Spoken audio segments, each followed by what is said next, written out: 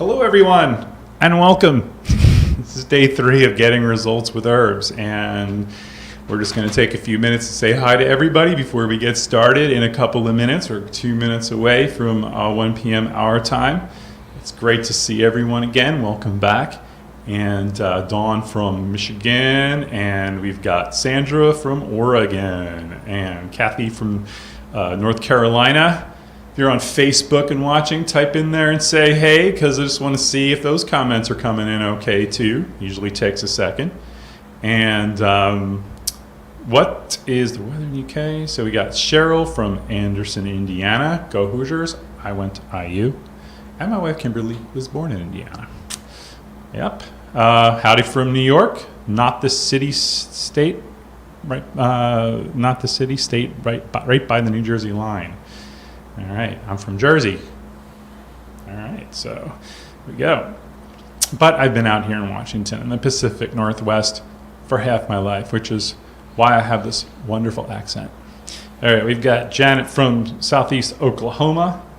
Hey there, Corey from Oregon. Yeah, we got some Facebook folks kind of showing up here. Hey there, great. So everything seems to be working. Cheryl says go IU. Yes, exactly. Great place. Hello from the UP. Michael from Michigan. So Pamela, hello. And hello from North Central Florida. And we got it's autumn here in the UK and the weather is lovely. Hey there, Cyan. And Linda Biddle. We've known little Linda a really long time, many years. So I always appreciate seeing Linda. She's it's just like we know everything's okay if Linda's here. Mm-hmm. So like we really appreciate you coming, Linda. Over many years here, and from Somerset, UK.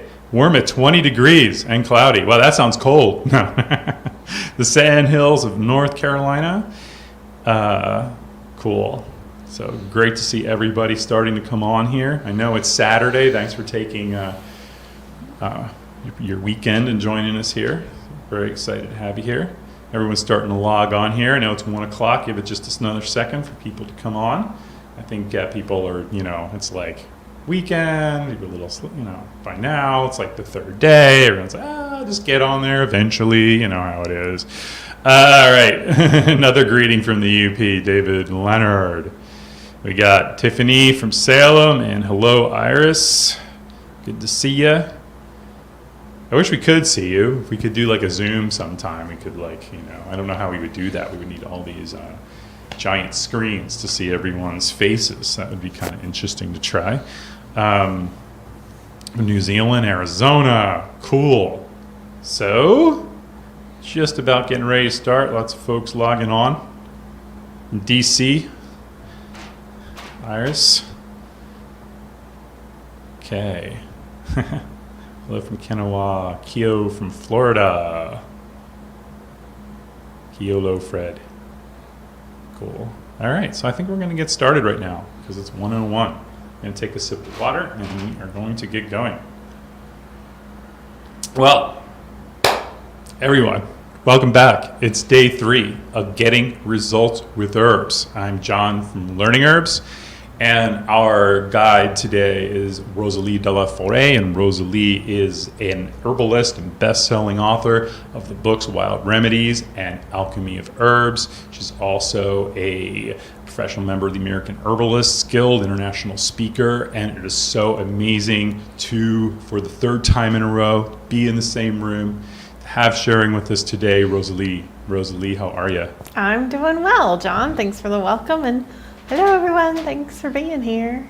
So, last couple days, we went over some great stuff. Maybe we could do like a quick, super quick recap and see where we're at and where we're going to be starting today. Because we have today's the herbal blueprint. It's getting to know your herbal blueprint. So, we can head on into slides if you're ready for the review. Okay, we can just go right into it? Yeah. All right, that sounds good to me.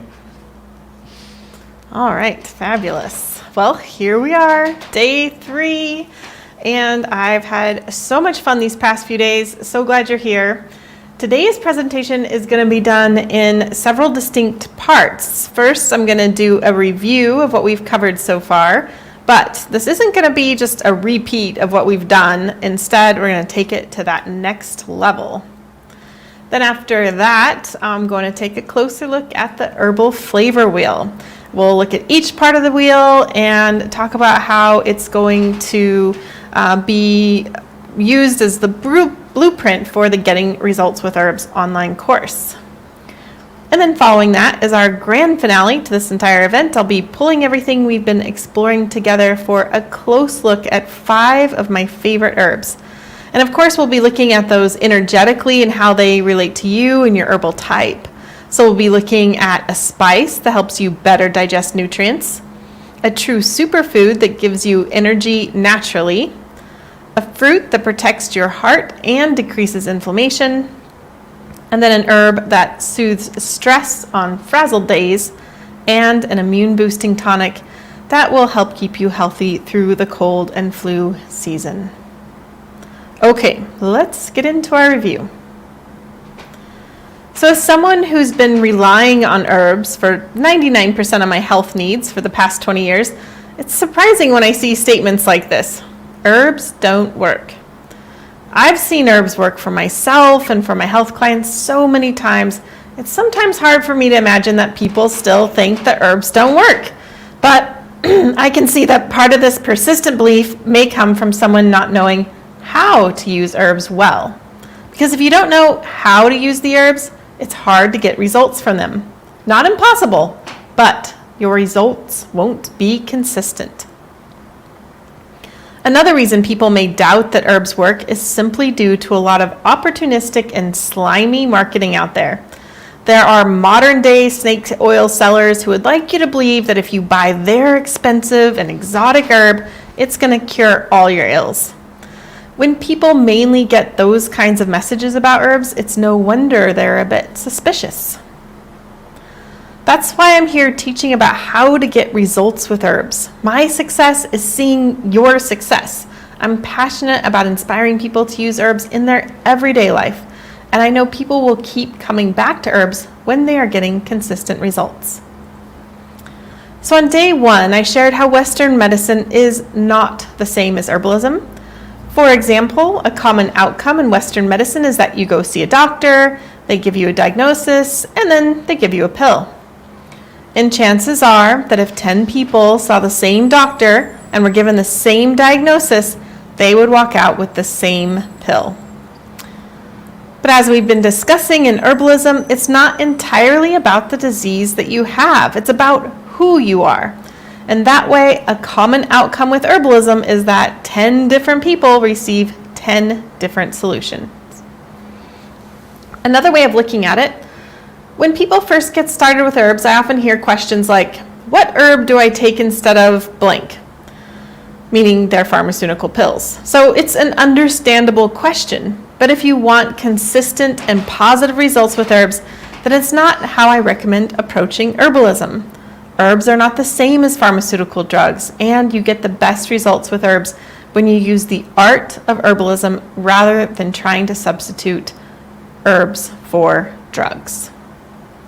And I do want to be really clear, there's no one way to practice herbalism.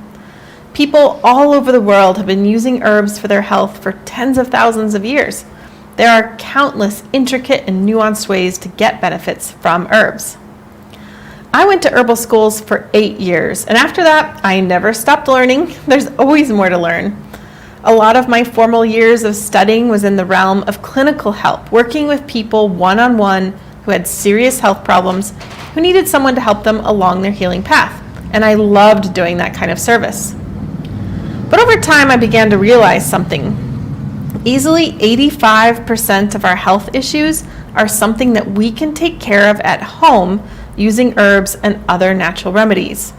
You don't need to go to 8 years of school to know how to successfully address common digestive troubles or upper respiratory viruses like the cold or flu, or to relieve musculoskeletal aches and pains.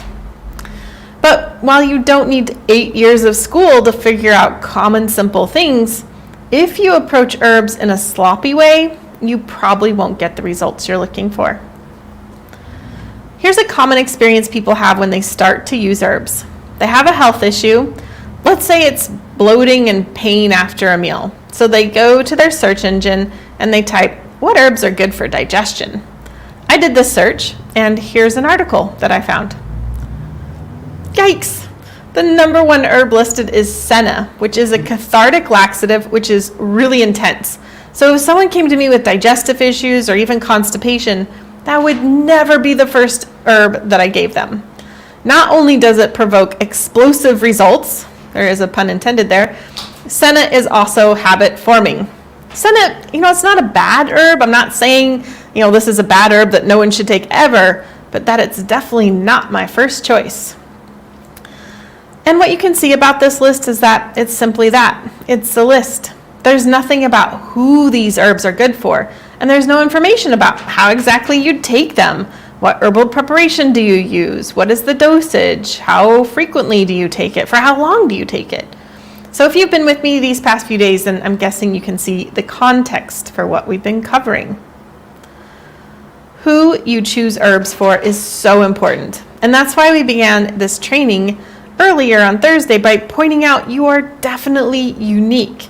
And because you're unique, you want to choose herbs uniquely suited to you. Herbs don't work like pharmaceutical pills. The goal of herbalism isn't to find the one thing that supposedly works for everyone. Instead, it's the herb or herbs that are chosen for you that gets the best results. One of the foundational ways we do that is by engaging our senses and learning what is broadly called herbal energetics. We discussed herbal energetics in 2 ways. 1, exploring your herbal type, and 2, plant energetics. Using herbal energetics is the art of herbalism. It's how we can get the best results with herbs.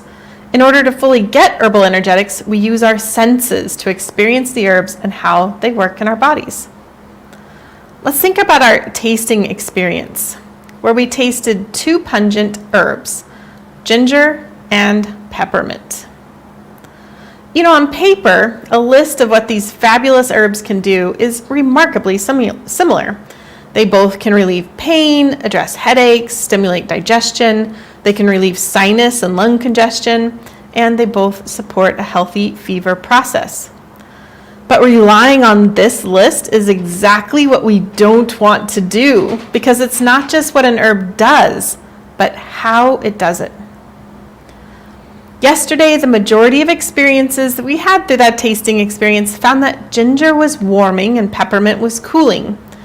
Keeping in mind that combining it with your herbal type, we can more expertly choose an herb for the person rather the disease or the health complaint.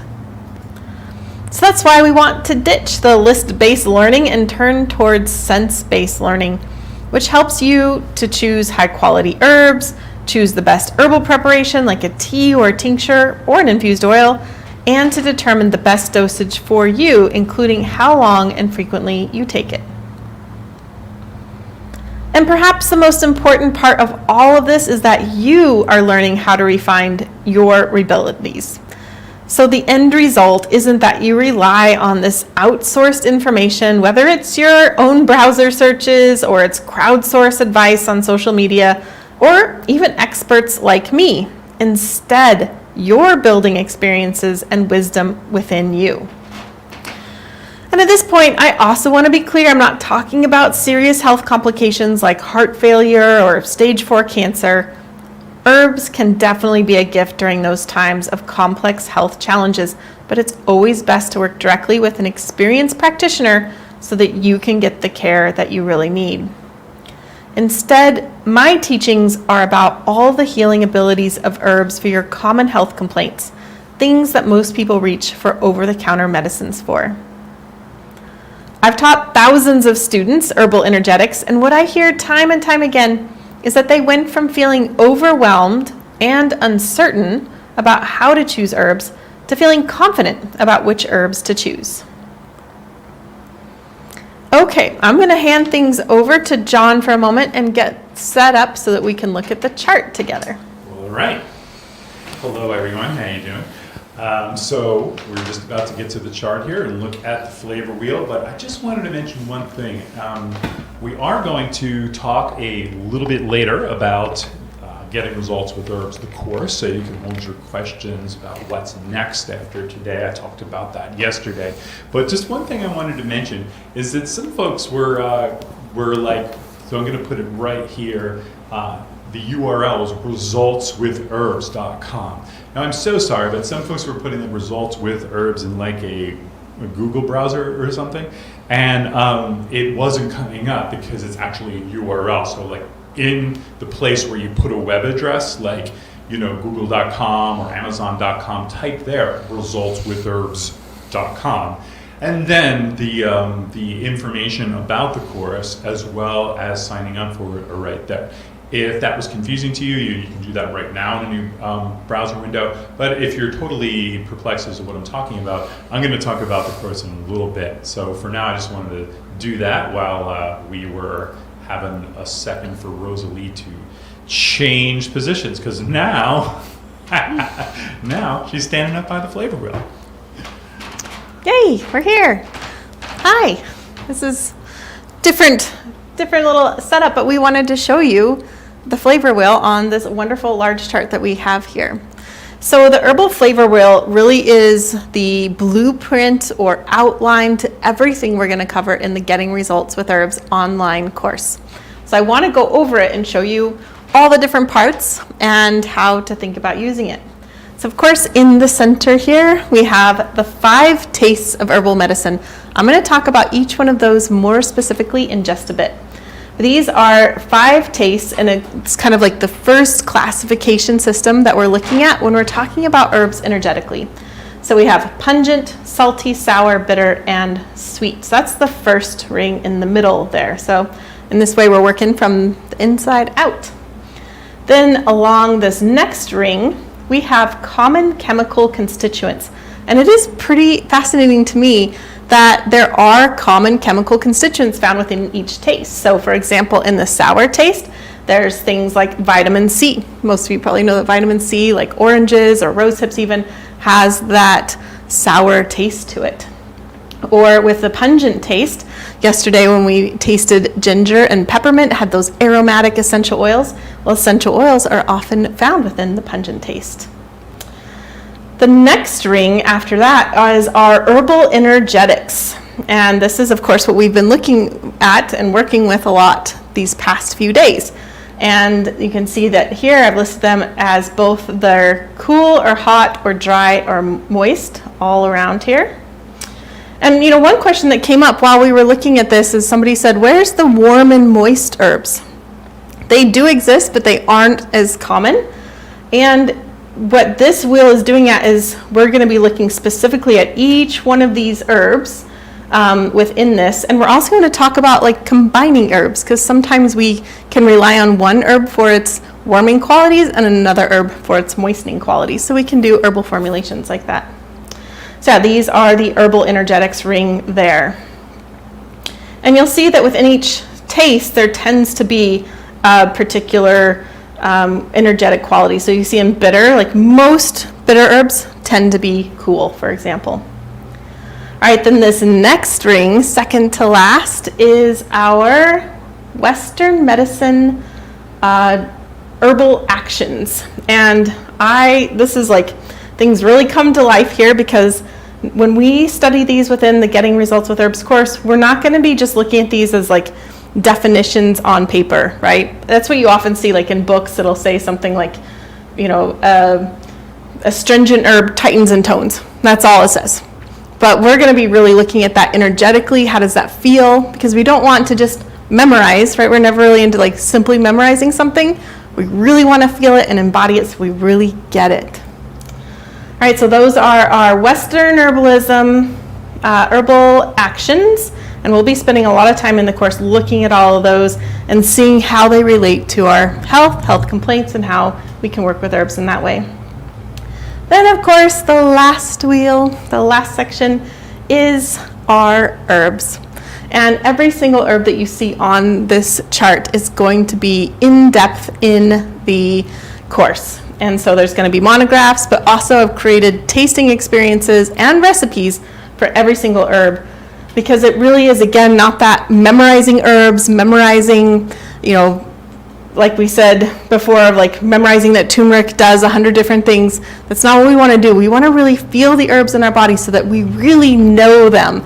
It's not something that just goes in our brain and goes out our brain, that we know herbs really in depth. So that's the flavor wheel in a nutshell. And there is at the bottom, there's a little key there. That's the 5 rings of the flavor wheel. You can refer to that. And so that's pretty much it.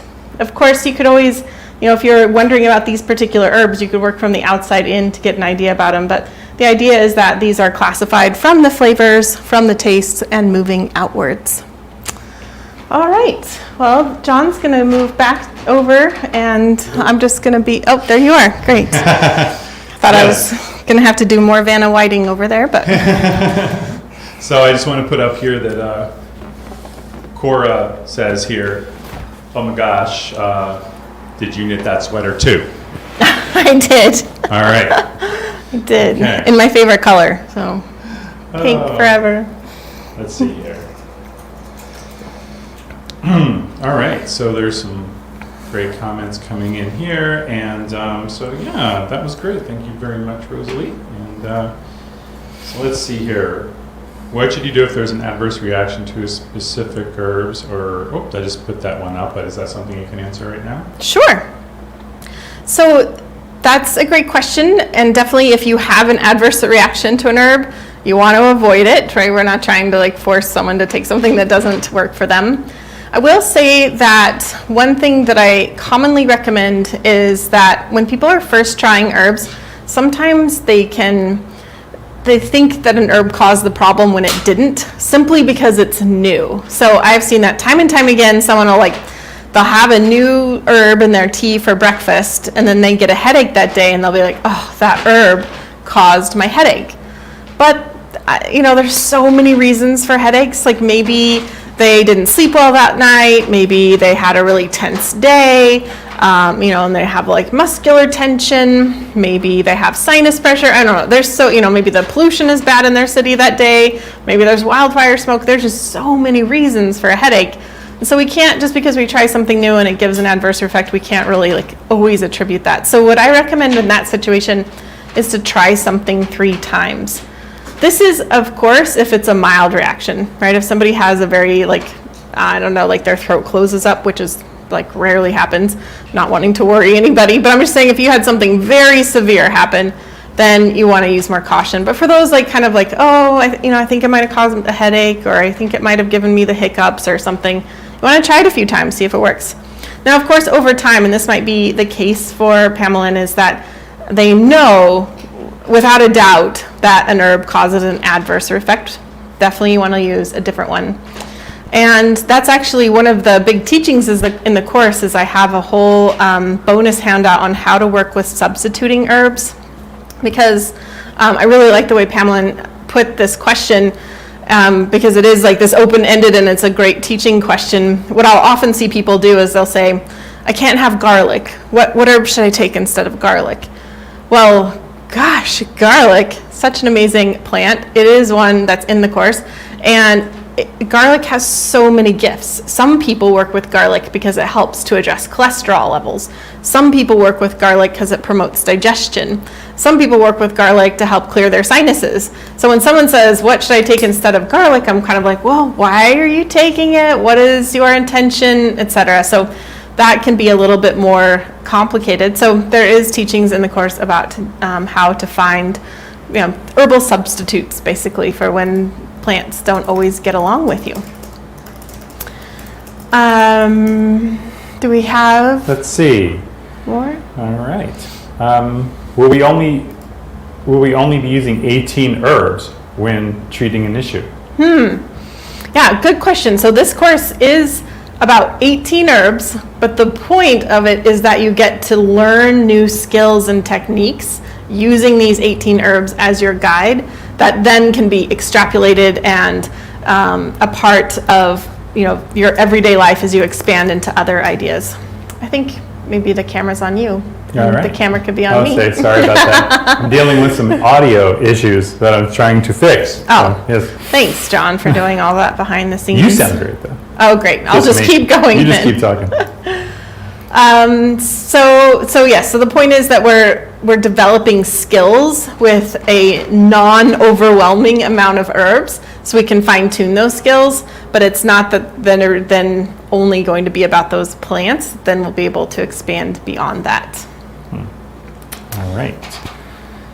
Okay, so excuse me, folks, if I'm not sounding as good as I was the other day. I'm a little perplexed, but I'm doing my best. We'll answer some questions for sure, some detailed ones about the course a little later. Can you name some warm, moist herbs? Oh, a fabulous warm, moist herb is cinnamon. Cinnamon is a great one for its warming and moistening qualities. All right. Okay, and let's see here. Oh, sorry, forgot to go to you on that one again. Excuse me. We're going to get this together. All right. When tasting herbs, should I use a tea or bite into the herb itself? Good question. Both. Definitely both. There's no end to all the different ways that we can taste herbs, and each one gives us a different insight, whether it's tasting it fresh or dried, or taking a bite out of it, making a tea out of it, trying a tincture of it. All of that gives us information. So it's definitely the more the better on that one. Cool. All right. Okay. So how's my audio? How's my audio now? I think I'm a little better. We got some. You sound much better now. Good. Both sound great. A beautiful well, tell sweater. Thank you. Okay, that's better than nothing. All right. So great. Okay, so thank you for.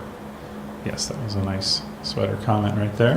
All right, so Rosalee, probably have some more questions be coming in, but I'm still struggling with my energetics. I may be middle of the road. Yeah, so that is something, when you are more closer to neutral, it can be a little bit more difficult to suss out. But as I was saying on day one, in some ways I think that's an advantage, because then you have to really lean into figuring things out and really going into your own sensorial experience, because it really is more important to just be constantly in touch with how you feel rather than like putting a label on you, of saying that, well, I'm cold, and then just being like, bloop, that's done. That's all you think about. So better to have it be like this continuous question that you're reflecting on. And the point of getting to know who you are is then seeing the magic that happens with herbs, right? And how those two come together. So even if you're like puzzled of not quite sure what's going on, that's okay, because the herbs can actually help us figure that out as you're trying different herbs with different energetics and then noticing how you feel with them. Great. All right. So where does this lead us now, Rosalee? Well, John, I was actually thinking about turning it over to you. To me? Yeah. To me. To you. Now that I have this sort of figured out, I just have to speak really close to the microphone, and I think it will work better. I don't know. Okay, so thank you, Rosalee. I have something that I would like to talk to all of you about, and it's getting results with herbs, the course, because I've been seeing some questions come through here. And as you know, we're learning about the flavor wheel today. And then what we want to do is talk about, if you would like to continue learning with Rosalee and myself live, and we will get to herbal questions. We will answer every herbal question until we're done with herbal questions today. So we're here committed to stay here with you and answer all your questions. All right, but what I want to do right now is talk a little bit about getting results with herbs, the course. And so it's very cool. Basically, these are 6 weekly live sessions that build on what we've been learning right here for these last 3 days. And if you missed any of these last few days, you want to watch any of the replays, you can go to learningherbs.live in a web browser, and you can check those out and go back and see those. They'll be posted for a few more days. Okay, so what we use here in the course is the flavor wheel as our guide. What we want to do is go around and learn all those rings he was talking about, energetics, scientific names, all the different slices and sections of that wheel. Because it provides a really wonderful foundation so we can move away from list-based learning to help you with the herbs that you choose. So there's a full class on pungent and those 4 herbs you see there, and how that all connects with that entire slice of that wheel. Because once you learn those herbs, then what you learn will apply to other energetics and other herbs of other, like situations that you learn. There's a class on salty, on sour, bitter, and sweet. And then on the final class, we're going to take time, answer all questions, and make sure that you can integrate this information.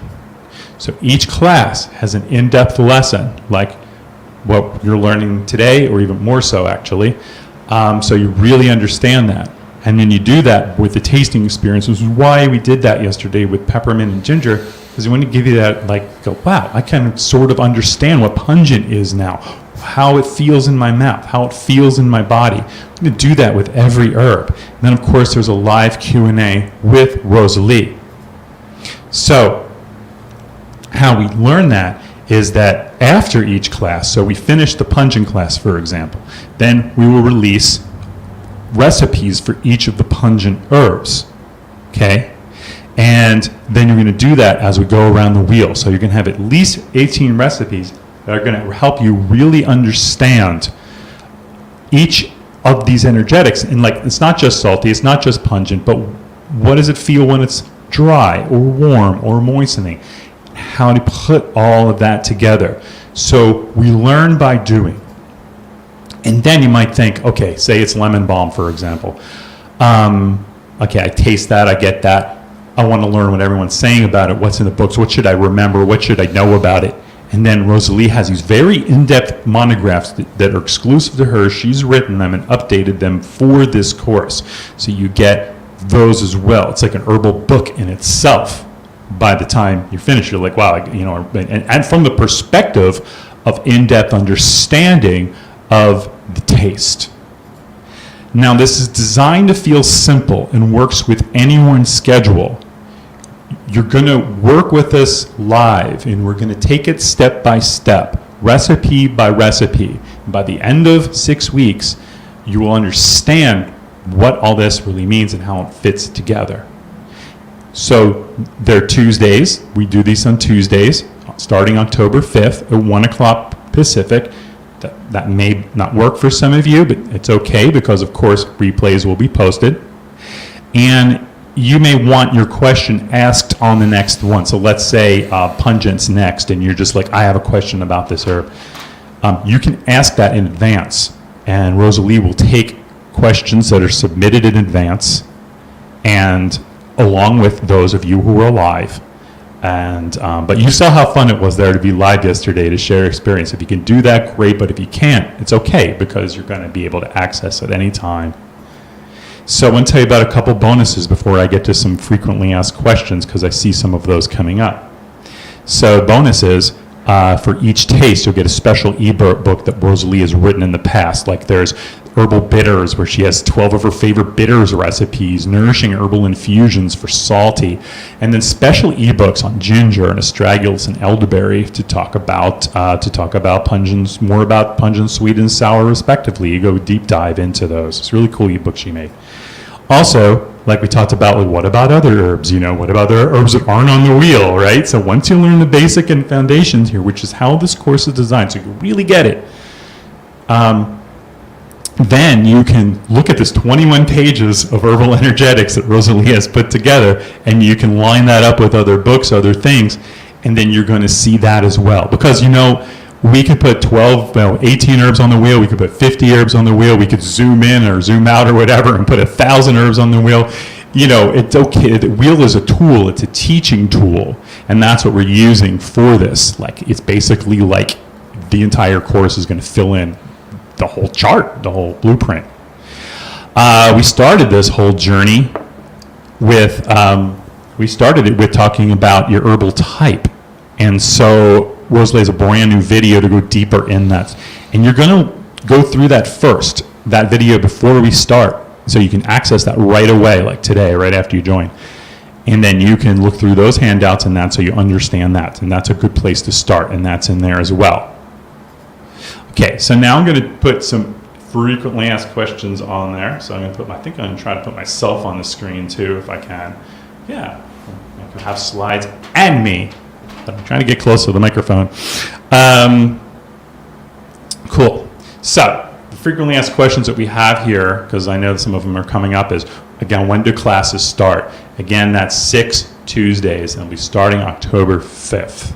Okay, again, if you can't do this with us, you could start in December if you want and go through it quickly then. It doesn't matter, or a year from now. The point is like we have learned from doing these classes over and over that most people actually do the work and get it and understand it is when we do it with you in person. So the first time that we're doing this material live with you of all of the years that we've been, talking about the taste of herbs.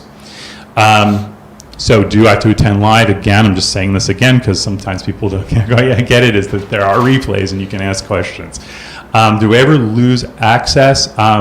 You can keep the materials. You can download everything. You can download everything that we put on there and down to your computer and go over it again and again and again. So you don't have to worry about if you can't attend live or get to it in a couple of months. You're going to get all the lessons, all the handouts and everything. So are there homeworks or are there deadlines? Well, there's no deadlines, but we sure hope you can, if you can't attend live, at least keep up with us. By joining us or trying one of the recipes. But the cool part is that we have these tasting experiences. So we at least ask that you, in that week, that you can get the herb or two that you need to have that tasting experience so you can embody that a little more, internalize that a little more. And if you can do that, then you can move on to the recipes whenever you want. And these are the recipes like you see on the screen right now that I showed you earlier. So that's the homework. The homework isn't sitting there and studying. It's not about lists, remember, right? It is all about learning to trust your sense of taste. And you're only going to do that with cool recipes. Now, are these recipes like herbal remedies and salves and tinctures? Well, no, because there's a thing. Well, maybe there's a tincture. I don't know. But most of them are, if not all of them, are just delicious recipes, right? Because we really want to not only help you learn taste and that energetic, but we also want to help you build your herbal apothecary. We'd like to help you learn more about each herb, and the best way to do that is to bring it in your life in delicious ways, right? And that's a big part of what LearningHerbs does. It's that food is medicine, okay? It's to stay healthy. So what if I'm in Taste of Herbs? I want to talk about that for a second. So some of you may not know, we have this course called Taste of Herbs that's no longer available. We offered it for the last 6-7 years. This is our new version because we want to really help you get that foundation. It's the best way. We've been working on this and trying to find the best solution. We have tested things. We have done extensive surveys. We have gone through it. And next to the point of this is to learn the skill, to really understand that skill, to integrate this. And with all of our tests and everything, by having a gigantic course that we were doing before, it was kind of challenging for some people. So we want to make it so everyone can do this. Now, if you were in Taste of Herbs and you did have a little struggle starting or you didn't get started, this may be a good choice for you because you can go through it with us and you'll get it. It's that material, but it's going through it in a new way. Or you need some help or you never got started. But if you have Taste of Herbs for years and you've gone down the line and you get it all and everything, there's probably no need for you to join us unless you just love us and you want to see what's happening and learn a few new things, because you always learn more. I mean, me personally, I love taking classes over and over, even if it's beginner stuff that I've known a few times, because I always learn more. That's the stuff I like doing the most, actually. So if you're in Taste of Herbs, well, it depends. So how much is it to enroll with this? That's the good part too, because from what we used to offer, we slashed the price in half. So the entire training is just $247, or you can start for $97 and then 2 more monthly payments of $97, so 3 payments pretty much of $97, or 1 payment of $247. That's all it is for the whole thing, to download and keep the materials, to join in, to ask all the questions that you need. Again, these are lessons that you take part in, that we hope you can take part in. You get this access, that you can download things. You can ask questions to Rosalee, anytime you want. And that's really a beautiful thing because, let's say you took a one-day workshop, signed up for a one-day workshop. Often a one-day workshop is $250 or something. That's about the same price, right? And you just have one day to learn, and you can't keep asking questions. You have no time to integrate it. So this way you can ask Rosalee questions, and you have access to her for all that time. You can also work on recipes in between lessons. You can get ready prepare for the next lesson.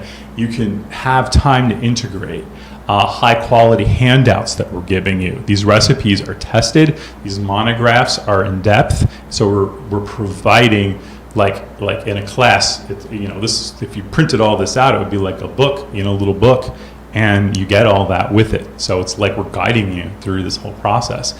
And I said access to Rosalee, and you have time to integrate the lessons.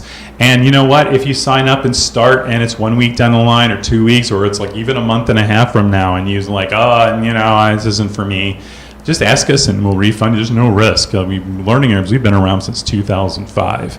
That's 17 years-ish or something like that. And so we have very high customer satisfaction, and you can just talk to our team anytime you want, and we'll be there for you.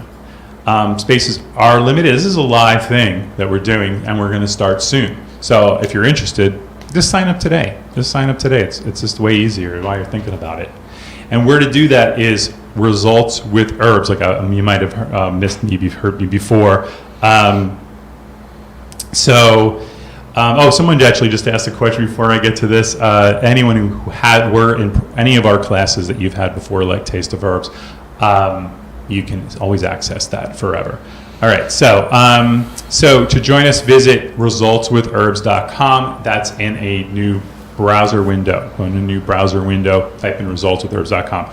Be a little, I said Google. I'm going to show you this on a large screen here. So this is an example. If you go to your web browser, just type resultswithherbs.com in, you're going to see this screen come up.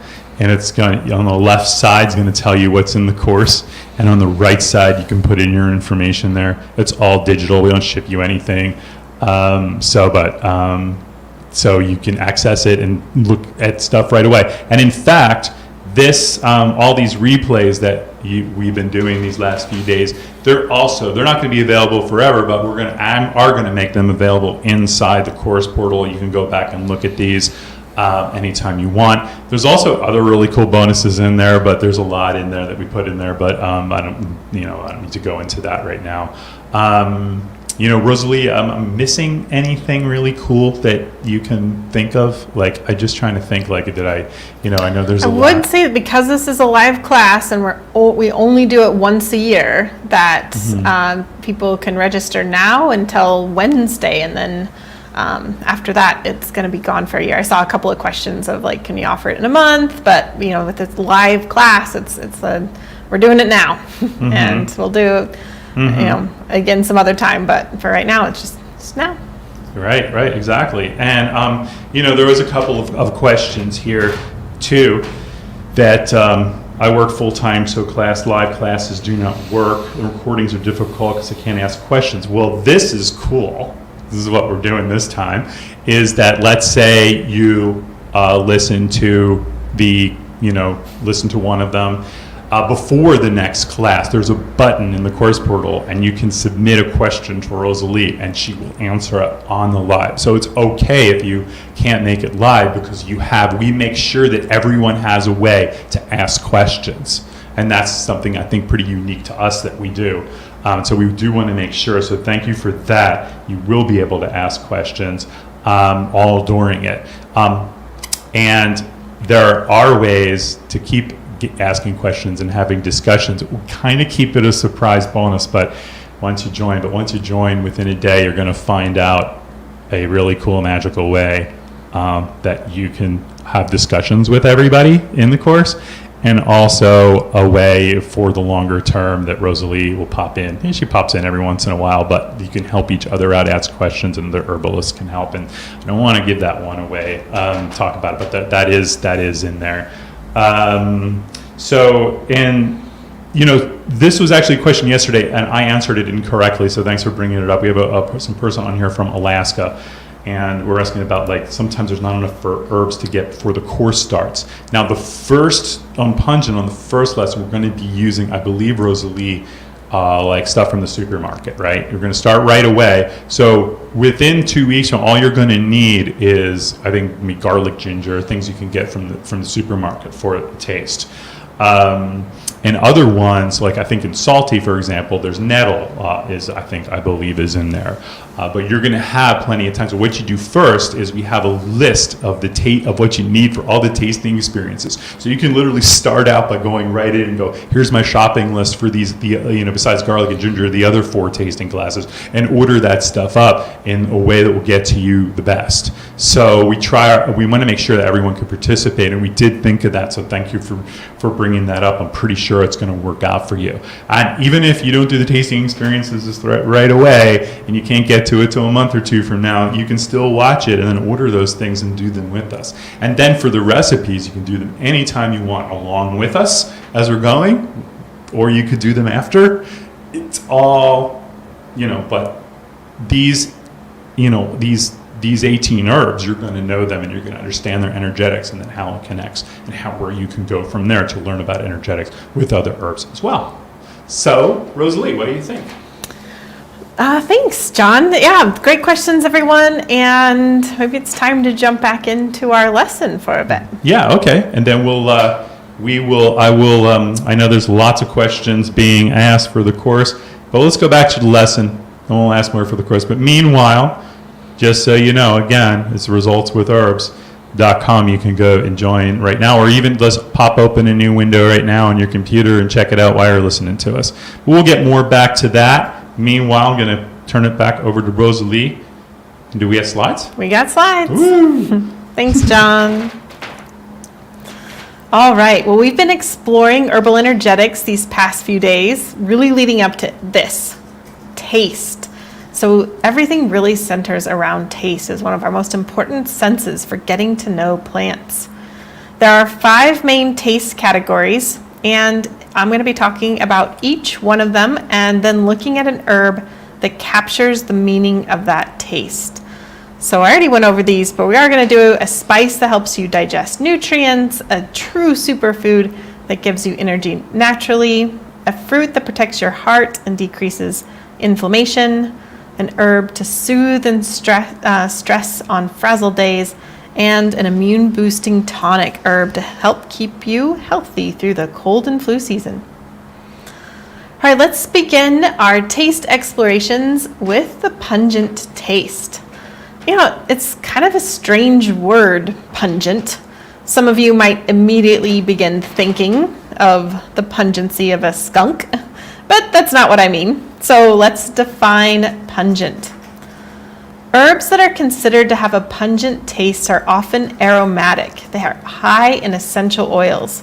So if you crush the herbs and smell them, they will most often have a strong scent. Sometimes they're spicy, like cayenne. They're often warming and stimulating. And many of our culinary herbs are considered to be pungent herbs. To explain the effects of pungent herbs, I think of a volcano. When a volcano is dormant, it's cold and still. When a volcano is active, it's hot, spewing forth lava. Things are moving. That's what pungent herbs do. They help light your internal fires. We often use pungent herbs for digestion, for colds and flu, when there's something that might be stuck or stagnant, like in our sinuses. Pungent herbs are often ideal for people who tend to feel cool, damp, or sluggish, as they can increase circulation and bring warmth from the core of the body out to the limbs. So, in other words, these pungent herbs are ideal for those radiator huggers out there, people who often feel cold and who are bundled up or looking for ways to get warm. Black pepper is the perfect example of a pungent herb. And I'm sure it's one that all of you are familiar with. It's undeniably the most popular spice of our time. It's found on tables across the world, from fancy restaurants to dive diners to many homes. Black pepper is one of my most used herbs, not simply because it's easy to add to meals, but also because when you add it to your food, it helps you better digest and absorb nutrients. Energetically, black pepper is stimulating. It's hot and spicy. So we use it when there's stagnation and signs of coldness and dampness. In other words, black pepper warms you up and gets things moving. For example, people who regularly have cold hands or feet, or who tend to feel colder than others in general. Black pepper has long been used to relieve arthritic pains that get worse in the cold. It can also help break up mucus congestion as it relieves stagnancy in the lungs and sinuses. If you've ever had a meal that has lots of black pepper in it, or a hot and spicy soup, then you would know exactly what I mean in terms of getting things moving in the sinuses. Besides tasting great, another reason black pepper is commonly found as a culinary spice is its ability to promote healthy digestion. Due to its energetics, which remember is spicy and stimulating, it's really best for people who have cold or stagnant digestion. Symptoms of cold or stagnant digestion includes that bowling ball feeling in your stomach after eating a meal, or a stomach that actually feels cold to the touch. Sometimes lots of gas can indicate coldness. Some people might notice they have a thick white coating on their tongue. These are all good indications that the person would benefit from working with black pepper. But probably what amazes me most about black pepper is its ability to help us digest nutrients.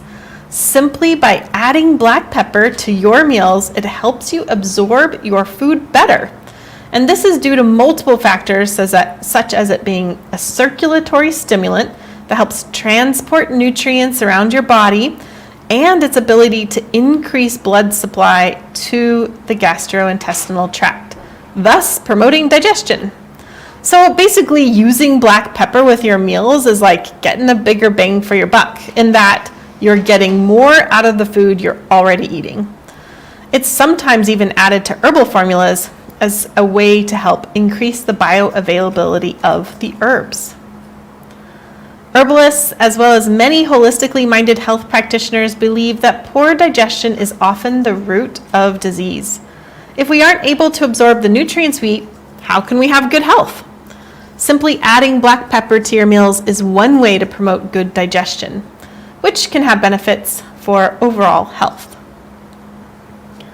So instead of simply memorizing black pepper is good for digestion, you now know that black pepper is a pungent herb. It's spicy and stimulating and gets things moving.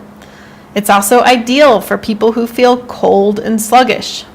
And black pepper increases the bioavailability of food. But you don't just have to take my word for it. Otherwise, you'd be stuck in list-based learning.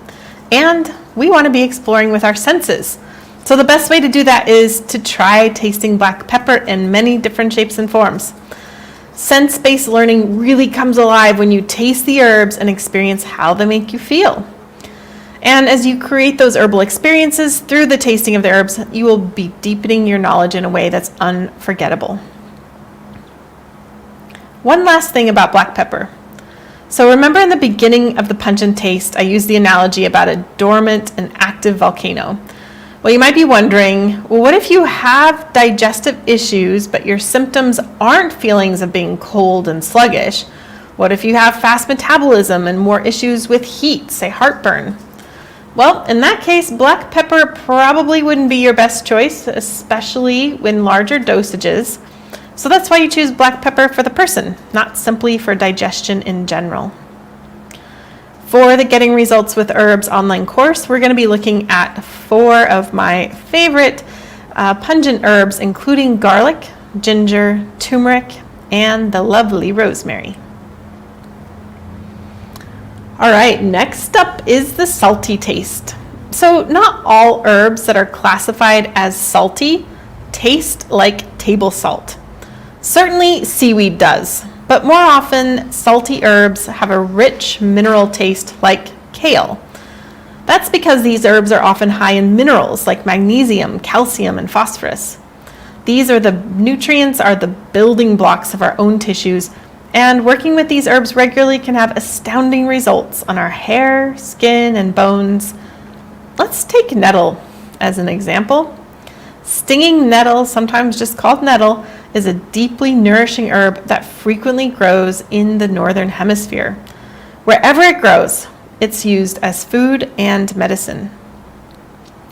Energetically, nettles are slightly cooling and they're very drying. They're packed with nutrients and can be used to strengthen and nourish your body in many ways. Because they're so drying, they have a special affinity for damp situations.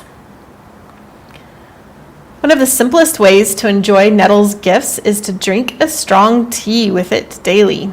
Over time, getting all those nutrients from nettles gives you a natural energy boost. It can also help support bone health and build blood. Nettle has approximately 2,900 milligrams of calcium for each 100 grams of the dried leaf. The naturally occurring calcium found in nettle is easily absorbed by your body, which is not really the case when it comes to calcium supplements. Nettle is also high in magnesium and other critical nutrients for bone health. If you brush against fresh stinging nettle, the plant uses small, hollow needles to inject you with formic acid and other chemicals. This can cause a slightly uncomfortable rash, which can be surprisingly used to treat pain. I've done this myself and was amazed at how well it relieved a severely stiff neck that I was having. Researchers have taken this to the lab and shown beneficial results using fresh nettle stings for knee pain and thumb pain brought on by arthritis. Taken internally, nettles help to relieve inflammation and boost magnesium levels, both of which can have a positive impact on pain. Another common effect of drinking nettles regularly is a reduction in seasonal allergy symptoms. Researchers aren't exactly sure of the mechanism behind this, but they think it might be due to the plant's histamine content, which reduces an inflammatory response. Nettles also have an affinity for the urinary system. They're a strong diuretic, which helps to explain their ability to dry out dampness. When I was in clinical practice, I frequently recommended that people who are susceptible to urinary tract infections drink nettles regularly.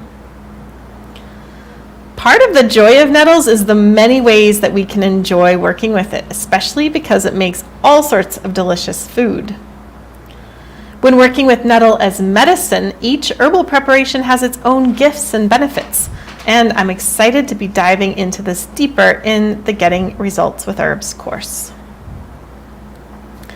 From bone health to pain to seasonal allergies, nettle has many virtues for our modern day world. And I'm just kind of skimming the surface here. Otherwise, we could spend the entire presentation simply talking about the wonders of nettle. With so many gifts found within nettle, the question is nettle the next big superfood? Is nettle ideal for everyone? Well, nettle can be safe for most people, but some folks who are already dry may notice some negative effects when they take nettle long term.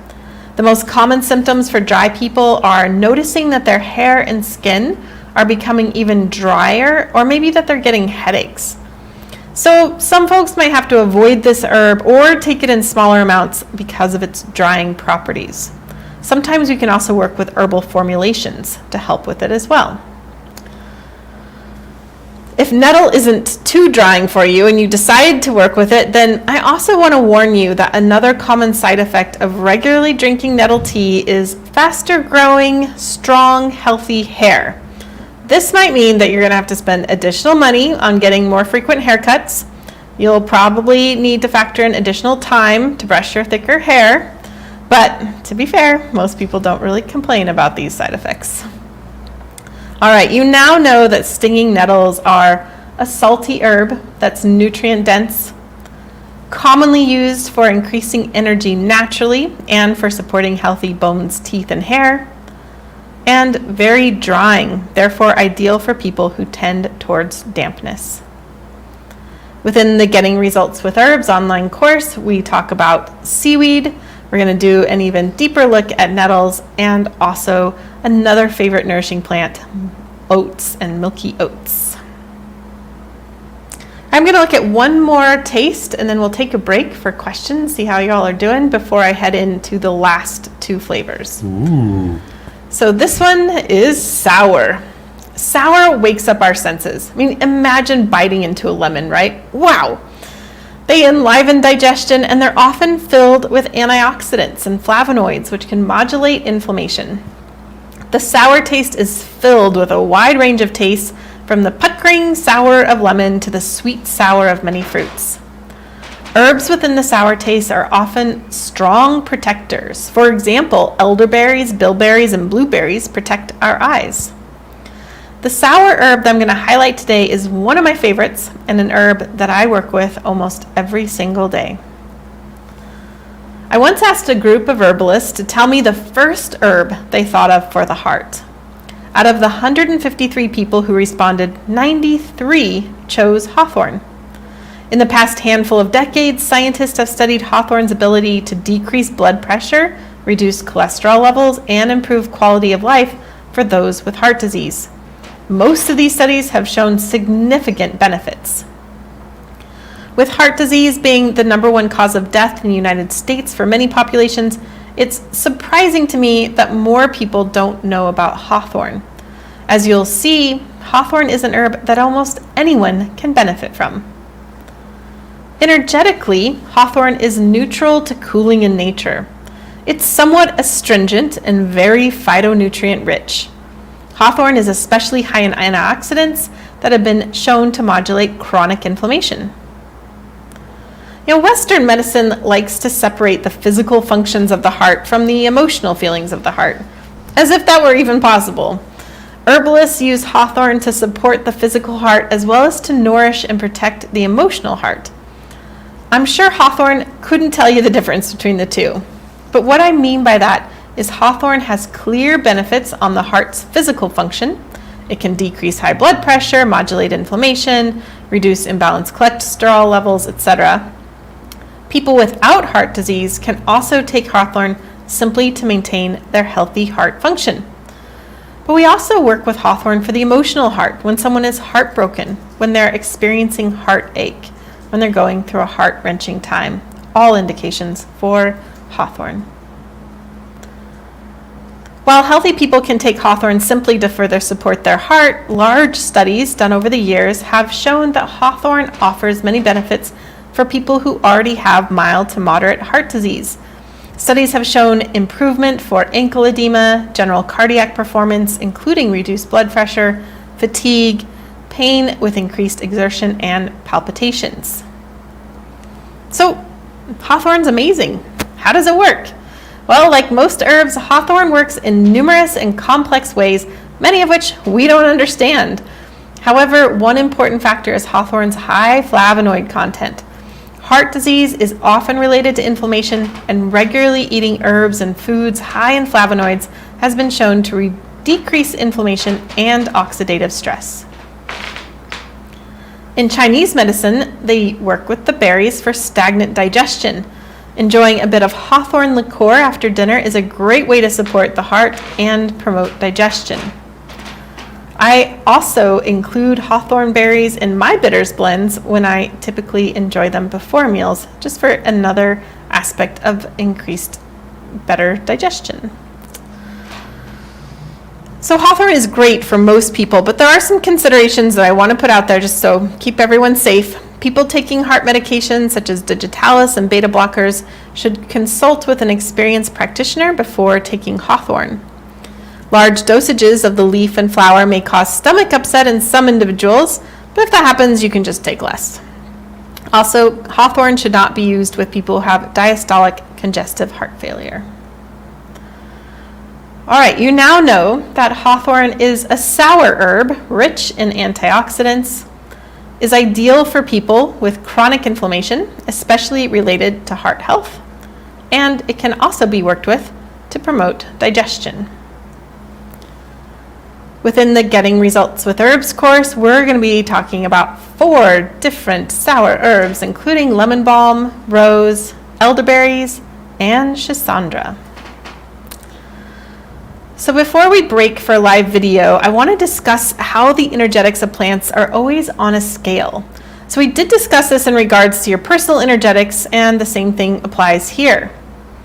So we might have a plant that's classified as hot and dry. It could be really hot and just a bit dry. Or maybe it's really dry and just a bit warming. But here's another way to think about this. Remember black pepper? Well, that's a pretty spicy plant. So because of that, it has some pretty extreme or just obvious energetics.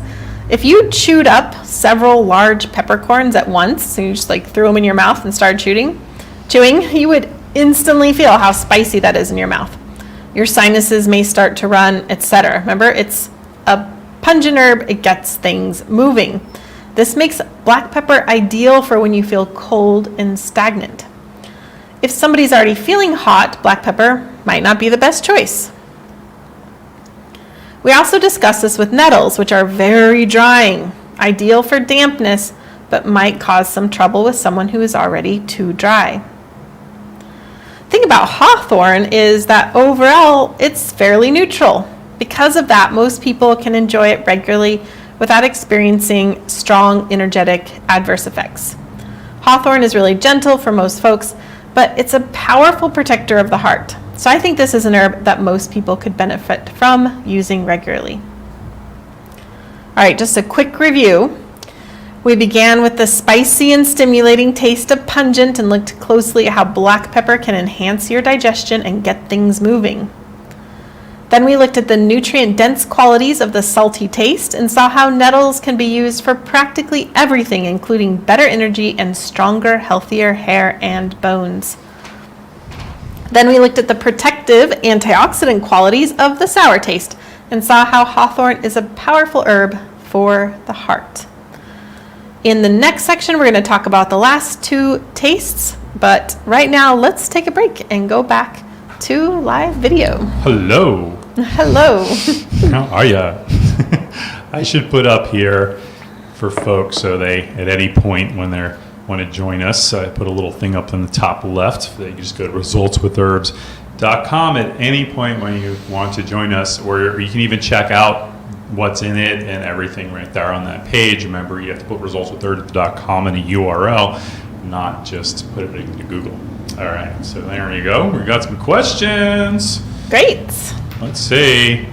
Lots and lots. Okay, so I have low blood pressure, but otherwise hawthorn seems ideal. Should I avoid? I have not heard of hawthorn adversely lowering someone's blood pressure, but since you know that's an issue, you would definitely want to keep track of that. I would start always with lower amounts of hawthorn and see how you feel. Most people who have blood pressure problems often have a cuff at home that they can test, so I would definitely want to have that and test things along the way and just make sure it's fine. But I've not heard of that, of hawthorn adversely lowering someone's blood pressure. Mm-hmm. What if an herb is classified as sour, but it tastes pungent or bitter to me? Nice one, Mepper. So one important thing is that herbs don't just have one taste. Herbs often have many tastes to them. Well, they often have one predominant taste and then they have another taste along with that. So they could be that the certain preparation of an herb, that harvest of the herb has more predominant taste. And that's one thing we want to I start simple, right? Of this herb, one taste, and we're going to taste for that and experience that and understand what that is. And then we can suss out more of the other flavors that are coming through and what that might mean. For example, if an herb is predominantly bitter and pungent, what does that mean about those types of herbs? Well, once you know that, then every time you taste an herb that's primarily bitter and pungent, you'll probably know some ways that you can work with that herb, even if you don't look it up in a book. Is hawthorn drying? Hawthorn is fairly neutral, but the leaves and flowers, when you make a tea with them, they can be a bit astringent. And what astringency does is it tightens and tones mucosal membranes, and so it feels dry on your mouth. And you've probably experienced that if you've had taken a bite of a green apple or really strong black tea, or some red wine does that. It kind of just goes in your mouth and it creates this drying feeling. What's interesting about that, though, is when we take astringent herbs and we tighten and tone tissues, what can happen is that helps us retain moisture in our body because it's no longer leaking, right? Mm-hmm. So in some ways it can be energetically or constitutionally, how would you say that?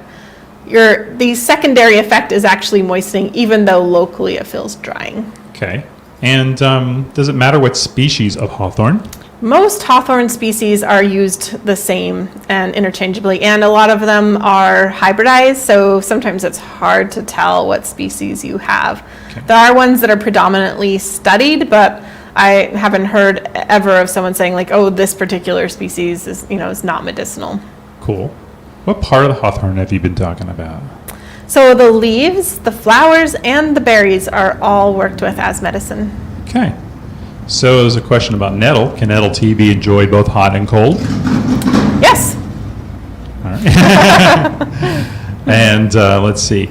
Do folks with diminished sense of taste and or smell react differently to herbs and their specific flavors and energetics? Ooh, interesting question. Yeah, it's a good question, and I'm glad that you brought up that diminished taste or smell, because I've been, teaching herbal energetics for a decade, and every year I get that question. One thing is that we're using taste as kind of that, like, as we did yesterday in the tasting experience, is that taste is something we're getting the taste. Oh, this is pungent, this is bitter, etc. But that we don't stop there, right? We're also feeling how it is in our body. So does someone who have a diminished taste, are they going to react to herbs differently? Not in the sense that like herbs won't work as well for someone who has diminished taste or smell as someone who doesn't. Not that at all. But in that case, it might be less about paying attention to the sensations or flavors on your tongue or in your mouth, but more into how things are making you feel. So, for example, yesterday we had the ginger tea. If you drink a lot of hot ginger tea,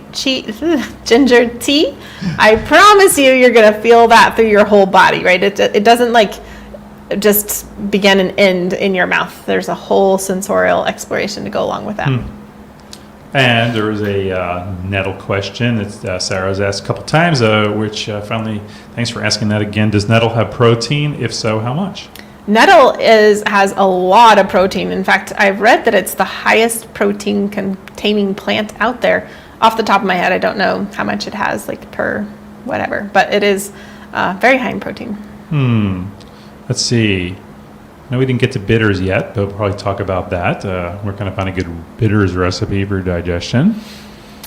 Yeah, so there's so many of them out there, and in the course I actually included a bonus bitters ebook that has 14 of my favorite recipes. When you're creating bitters recipes, you're looking for kind of a nuance of flavors. Like my goal isn't that like somebody has a bitter and is like this. Yeah. Like that's no fun, right? So you don't have to go like overkill on the bitters. It's nice to have other flavors in there, warming spices, sour. So it's nice to have a good balance on that. It can take a while to figure out, what is that balance. So I highly recommend the recipes in the ebook that's in the course. You could also check the LearningHerbs blog for some bitter recipes. Going back to peppers, do red and green peppercorns have the same action as black peppercorns? Great question. I wonder how we would figure that out. Could we taste them? We could taste it. Yeah, so those are all the same pepper. Like they all come from the same plant, but they're prepared differently, specifically, so they do have a different taste and energetics. So tasting them is a great way to get a sense of that. Great. I'm going down to newer questions. Okay, in the course, will you help me with being cool and dry? What the spices are warm and moist. What if? I don't know. There's probably some typo there, but I get it.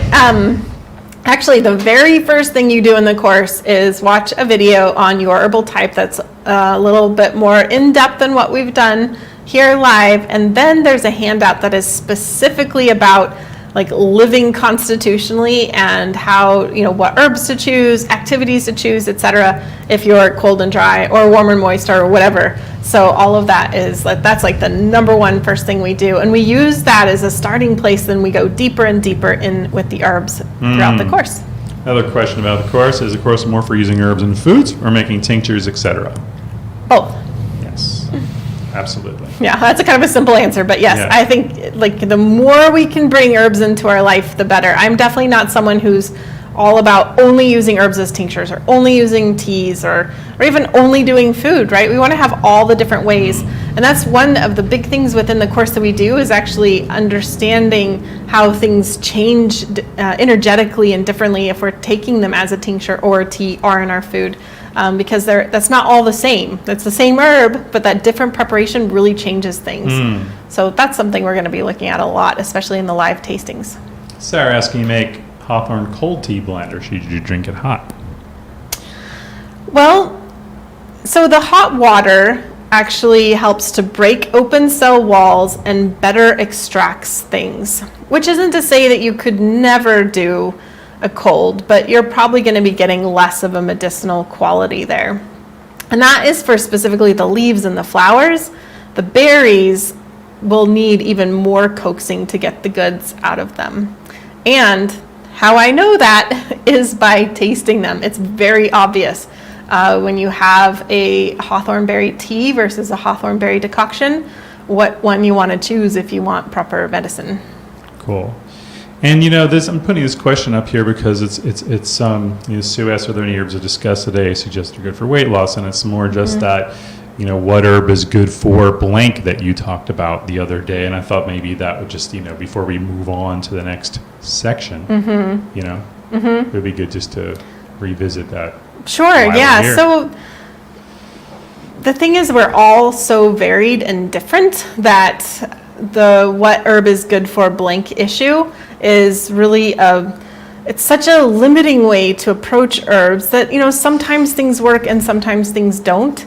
And that's just not how I like to work with herbs. I want to have a much more confidence in knowing that the herbs I'm choosing for somebody are going to have the results I'm looking for. So in general, we're wanting to look at who the person is, what their life is like, and take in the whole person rather than simply herbs for blank. Okay, great. Thank you very much. And let's see. Just saw that Learning Herbs has a recipe for hawthorn cordial. That's right. LearningHerbs.com. That's who we are. And we have a great recipe blog. And Rosalee's written lots of great recipes and remedies there. You could check out that. And, it might be off topic, but is this course overlap with anything that you've offered before? No, this is a very brand new course. Someone asked if, when next year's course is coming, maybe if you can't join us today, because it's true, getting results with herbs, comes up every year or two, but it is the first time we're offering it, but it would at least be about this time next year. You're on our list, so you're already part of the Learning Herbs list, and so keep enjoying being part of our community. We give you lots of free cool stuff regularly, let you know when we're having webinars and all kinds of free classes and things like that, and so you're on it, so just stay with us. All right, thank you.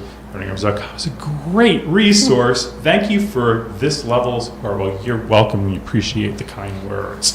So, Rosalee, would you like to do more on to the next section, or do you? I think we need to get to the bittersweet qualities of life. Bittersweet qualities of life right now. Okay. All right.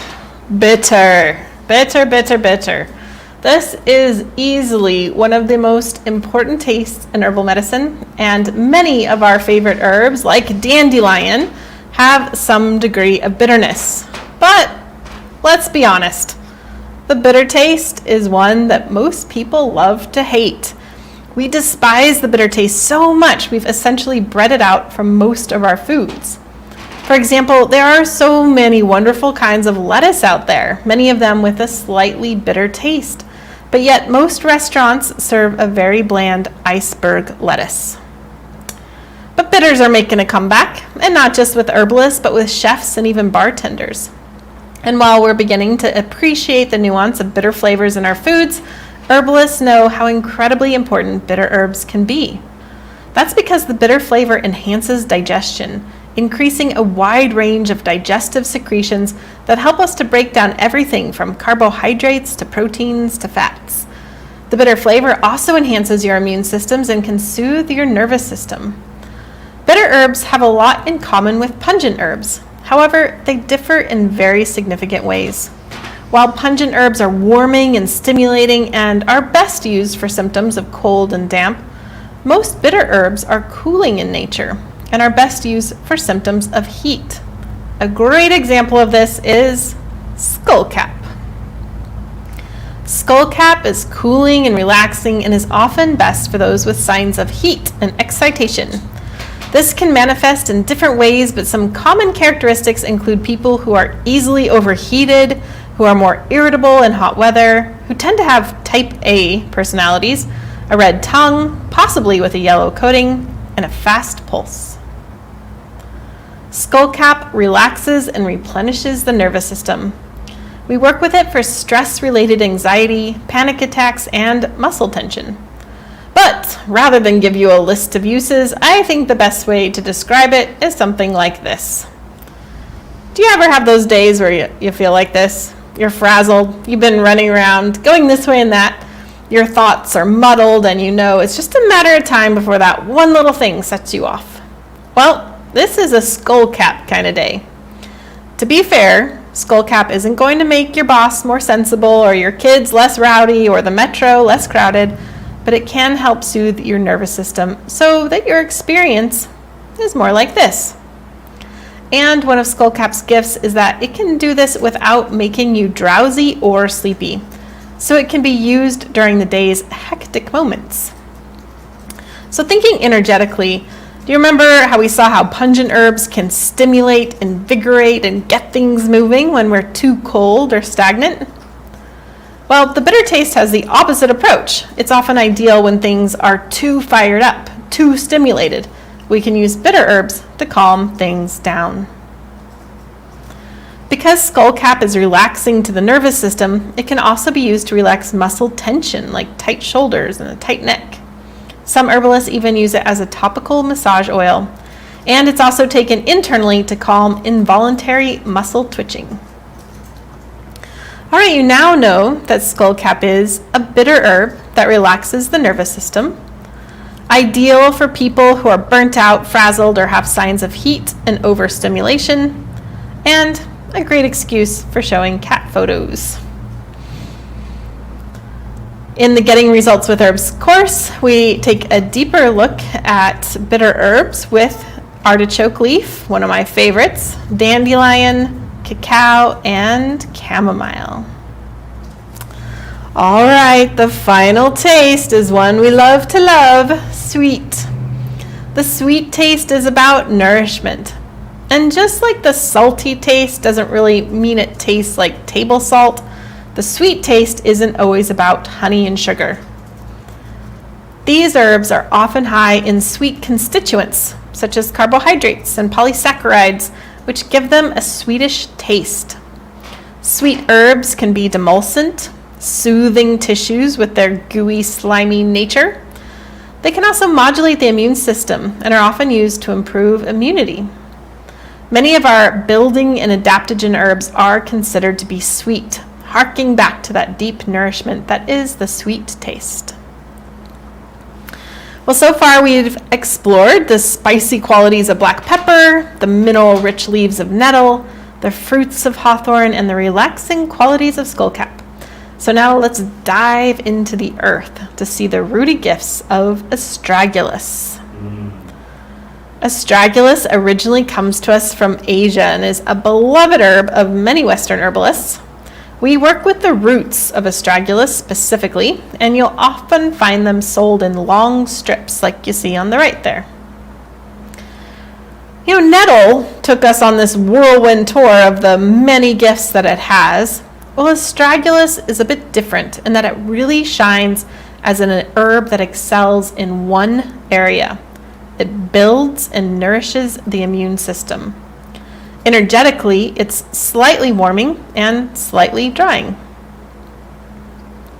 So the term modulates the immune system means that it broadly supports a healthy immune response.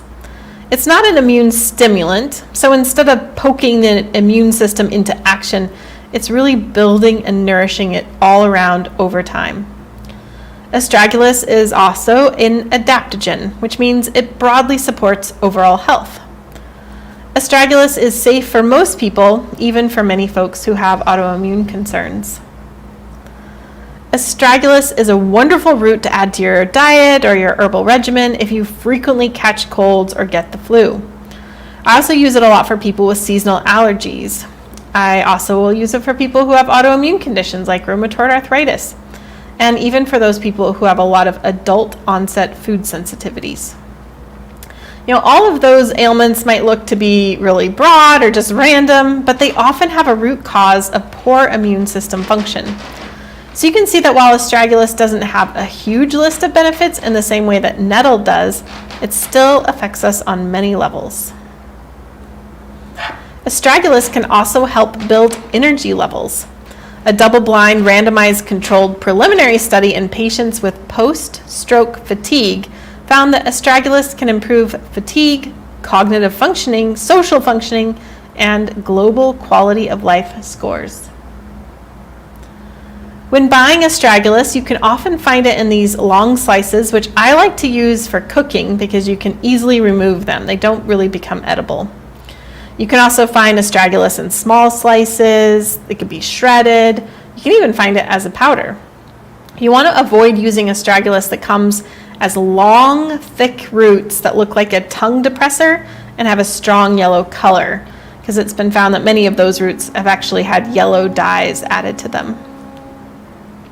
So a couple of considerations with astragalus. There are actually thousands of different species of astragalus in the world, but they aren't all medicinal and some of them are very harmful. So you want to be sure that you're only getting astragalus propinquus, which is synonymous with astragalus membranaceus. If you're taking immune suppressive drugs, then you'll need to avoid astragalus. Also, astragalus is best used as a preventive and is not generally recommended for when you have an active cold or flu. There's many ways that you can invite astragalus into your life, whether it's adding the powder to cardamom spice rice, adding the roots to bone broth, or my personal favorite, making a delicious herbal chai spice tea. Astragalus is a food-like herb, and you get the best results when you use it in large amounts over an extended period of time. Well, now you know that astragalus is a sweet herb that supports healthy energy levels. It's ideal for people who need deep nourishment for their immune system or overall health, and that it's best used in food-like qualities.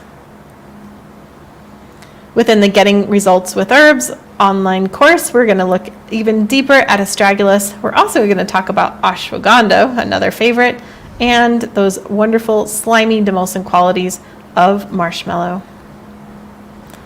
All right, we can head back to live video. Here we are. I'm ready for another sip of water. Yes.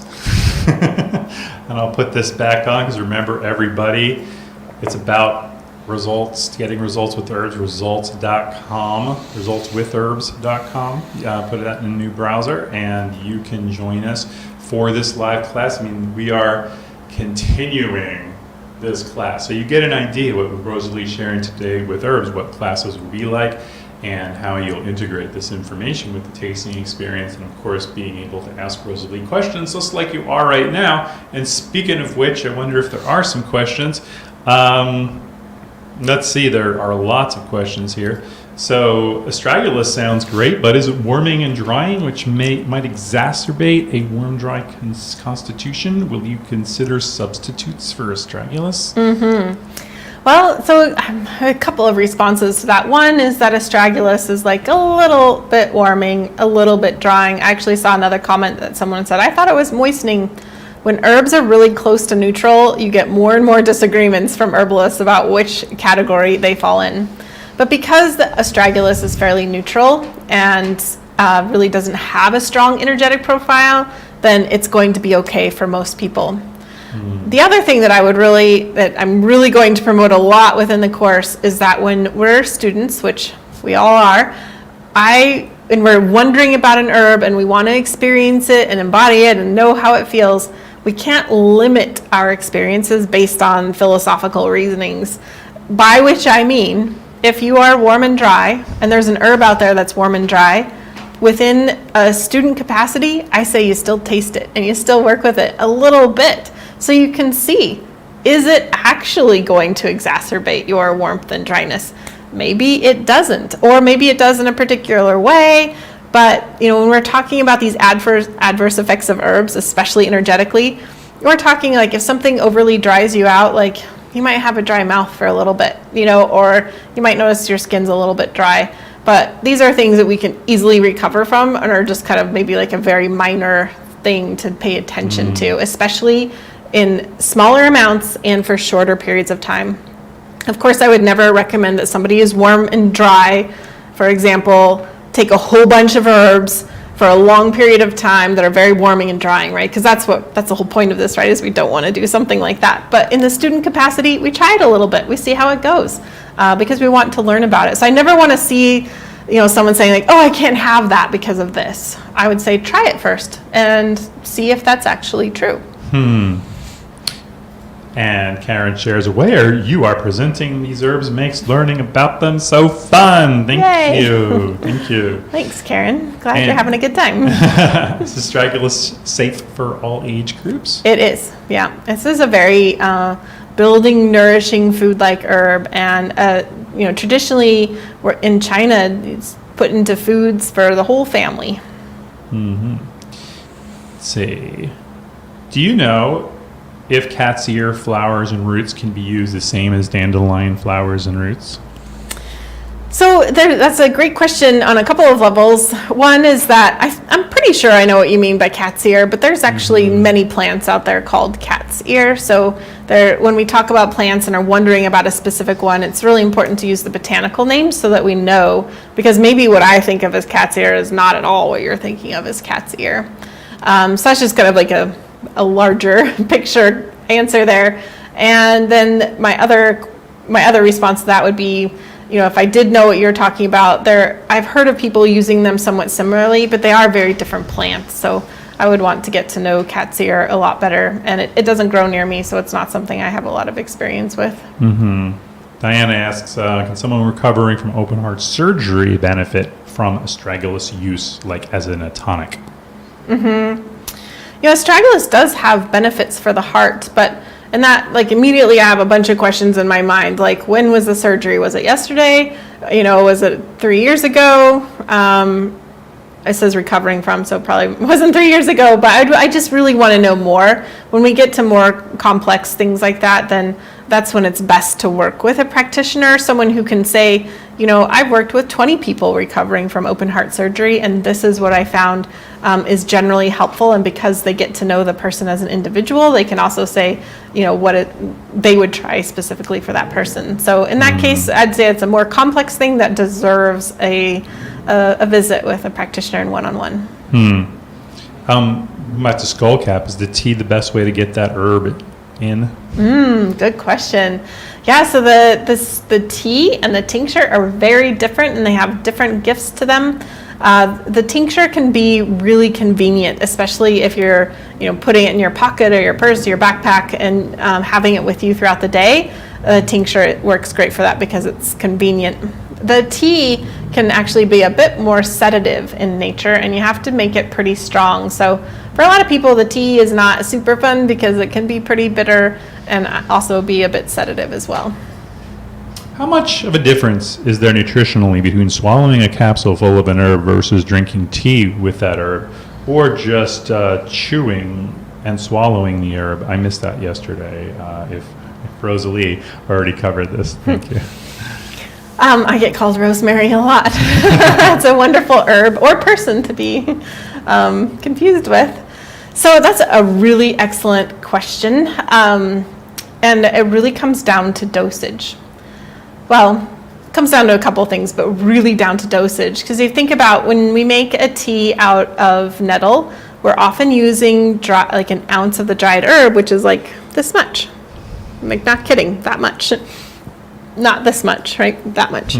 So if you are making a tea out of nettle and working with this much plant material, and then you take that same, powder it and then put it in a capsule, then you're taking this much plant material. So yesterday I did mention dosage and how, I talked about the carrot and how we know carrots are so beneficial for so many reasons, but we would never be like, take your bite of carrot and be like, well, I had my bite of carrot for the week, I'm all good, right? So that's the same with this. If it is a nutrient-dense herb, we want to make sure we're getting enough quantity of the plant to add up those nutrients. So a capsule in this situation would be that like little bite, and instead we're thinking about like the big mega tea. I like this comment. I was hesitating to join to continue with getting results. You can see we're literally continuing with these classes and then diving deep. This is the format. Last year we did this live, and people were like, no, we want this. We want to keep this live thing going and learn with you live and answer these questions and participate and get that sense. So that's what we're doing, and we're doing it at half the price we used to do. So it's a good opportunity. Or you can do the payment plan, of course, with us as well. And I appreciate that comment there. And it's so great. It's so great seeing so many of you sign up. It's just really appreciate it. It's going to be a lot of fun. Going back to the questions here, and if you have questions, type them in. This is your time. This is the getting towards the end of the class, so we want to stay and answer your questions. Are chaga mushrooms considered an herb, Rosalee? Oh, nice. Yeah, so I think I did mention earlier that herbalists, we can be pretty lax in what we might call an herb. So herbalists will often call chaga an herb. It's technically, obviously, a mushroom, and not even in like the same family. But mushrooms are certainly medicinal in quality. Chaga is used medicinally and often referred to as an herb, even though that's not really technically correct. So there was a question here. Well, this may be a chance to do a quick summary of applying the wheel, because that was what you were talking about today, and the herbs, and you went around the wheel today and gave examples of every single some herbs on, like maybe not ones on the wheel that you have, because the wheel that you have, that you downloaded, is the one that's for the course. We're going to go through that in the whole course. It's a blueprint for the course, and then we did a lot of other herbs today. So for applying the wheel, Rosalee, how would you answer that? Yeah, so as John said, the wheel is really the blueprint or the outline to the Getting Results with Herbs course. And once we go through that course together, it's all going to be so clear in terms of how we're thinking about those and how we're recognizing energetic qualities of plants related to their tastes. And as John also pointed out earlier, there's a limited number of plants on this wheel, because it is every plant that we're actually going to go through within the course. Also within the course is a whole list of energetics for all sorts of herbs. So you're going to be able to kind of like apply that as well. And so for me, when I'm thinking about, like if I have a health issue and I'm thinking about what plants I'm going to use, I'm really pulling from these different ways of thinking about it. And I am thinking about, how do I feel? And that's like we covered on day one.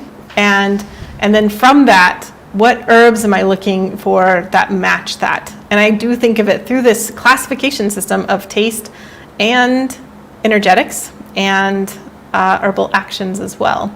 And so it does become like, at first it might feel kind of like as you're kind of getting it, just like, when you first start driving a car, or, first start writing with your, other hand, whatever it is, whenever we start something new, it can feel kind of awkward and stop and just not very smooth. But once you really dive in and embody everything, it really does become second nature. And so that's what's going to happen with the wheel once we really dive in. This question comes up a lot. But it's just been saying honey.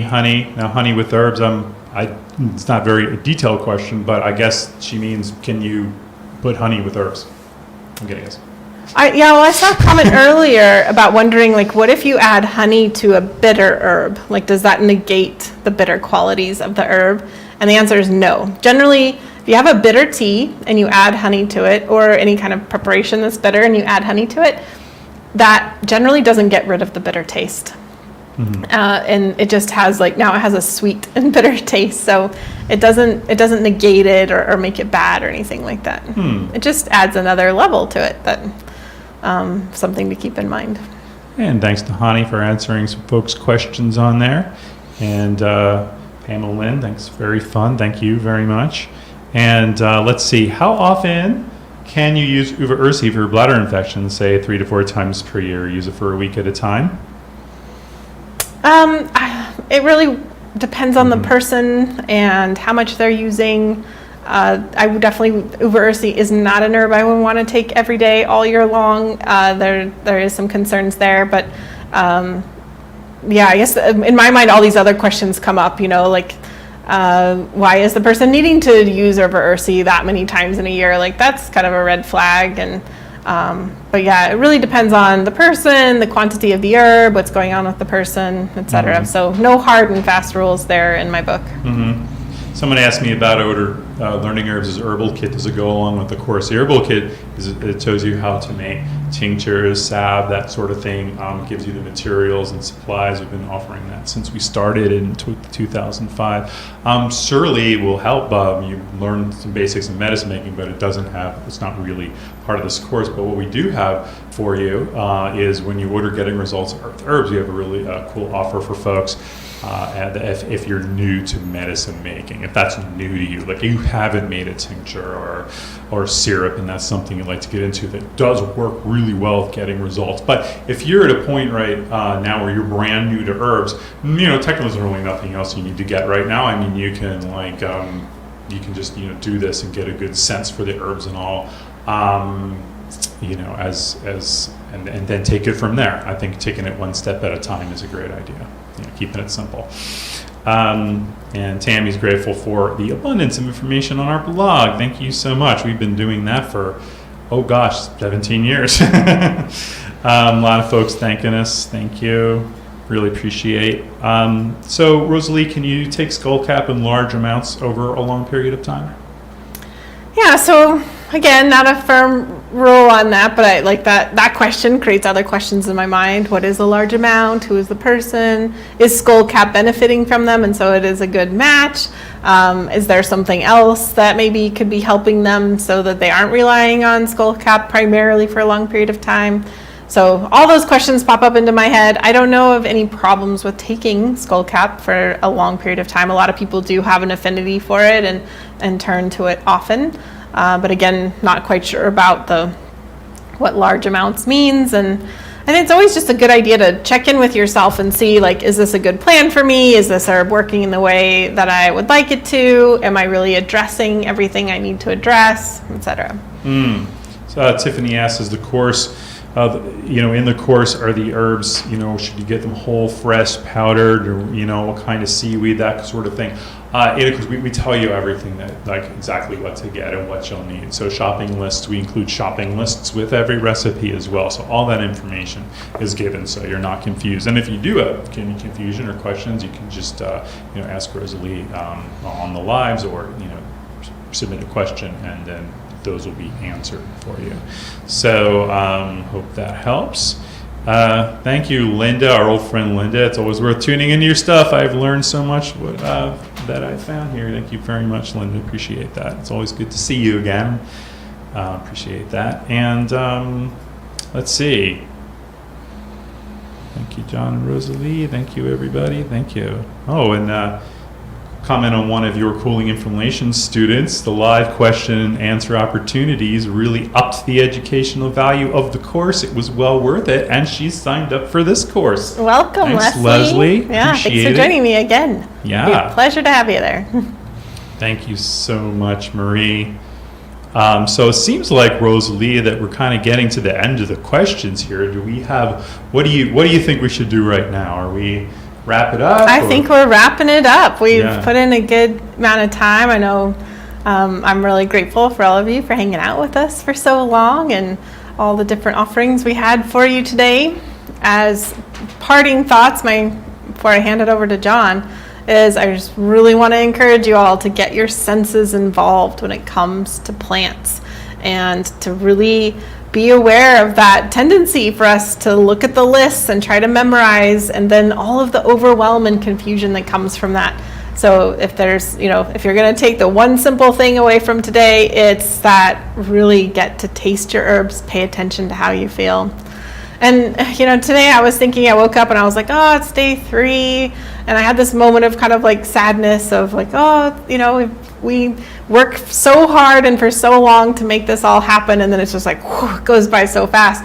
But then I had the thought, oh, it's not ending today. We're actually going to have 6 more weeks of community involvement and taste testing together. So it was a nice pick-me-up for me, and I look forward to all of you joining me for this more extended experience as we get to taste and play with herbs together. So thank you. I'm really looking forward to it. Thank you, Rosalee, so much, and thanks for traveling all the way from Twist out here, making the journey, and hanging out with me here in my little studio. And yes, we're going to keep on here. We'll be here every week starting October 5th for 6 weeks to go a lot deeper into this. And you can join at resultswithherbs.com. You put that in a web browser, not search engine. But also there's links that Nahani's been putting there in the comments as well. You can click on if that will make it a little easier for you. And I really hope you can join us today. And wow, I can't believe it. It'll be probably a whole nother year before we're back here. I mean, it's been a year since you've been in town here. It has been, I know. And it's just so fantastic to have you back. Yeah, it's been really fun. Thanks for all the comments. Really, really appreciate it. And we'll see you soon for the continuation of Getting Results with Herbs. I hope you can join us. But you know what I think we're going to do? I just had this idea.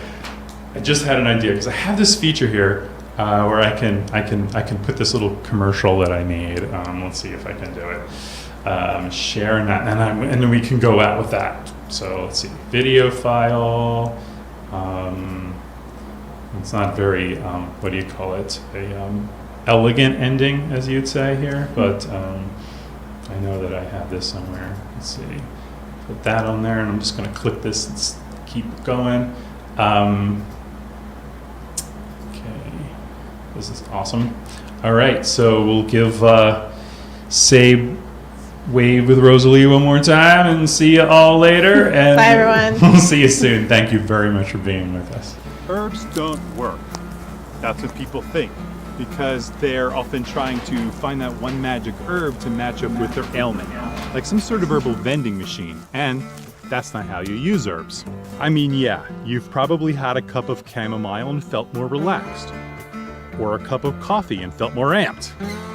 Perhaps you tried a remedy for a cold, like this elderberry in a syrup, and it worked great, and then the next time it didn't.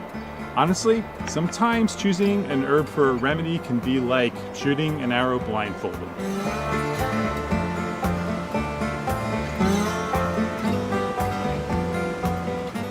So yes, herbs do work. However, knowing which herb or remedy to choose is an art. And the art of herbalism has this root system that runs through all traditions of herbalism. That root system feeds into us knowing how to match an herb to a person in need. I'm talking about herb energetics, and it's part of your heritage.